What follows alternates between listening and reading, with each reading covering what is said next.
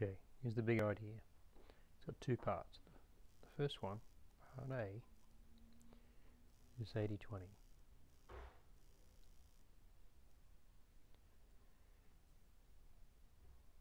So I'm going to say in this instance that 20% of the items that could potentially cause your asthma are causing 80% of your asthma.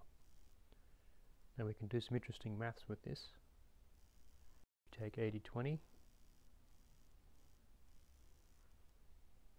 We take 80% of 80, 64.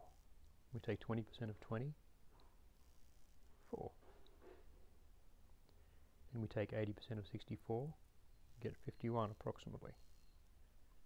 Then we take 20% of 4 and we get 0.8, which is about 1. Now the importance of this, where's the colour gone?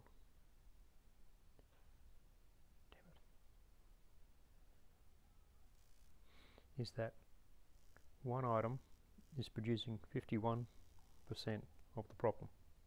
So when you eliminate that, you eliminate 51% of your problems. Now this doesn't always work, but in this case it does. Once you've sorted this one out, the next 3 appear in front of your list there. Now part B of this, let's go straight to it. The one thing that produces 51% of your problem with exercise asthma is over-breathing.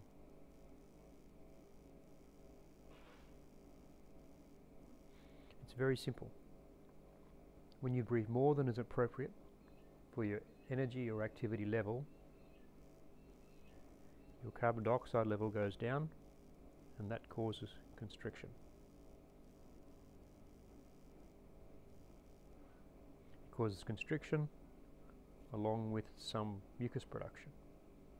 And all you need to do in this big idea is when you start to feel the constriction, or ideally before it, you increase the retention of carbon dioxide in your body, and you do that by under-breathing. You're not actually under-breathing, it just feels like it is. So even though it feels you're suffocating, you're going to breathe less. That's all you need to do. That's the big idea. The big idea in this instance is that every asthma attack has an element of overbreathing. You stop the overbreathing, the asthma attack, the symptoms fall away. Now with this, you'll learn not to overbreathe.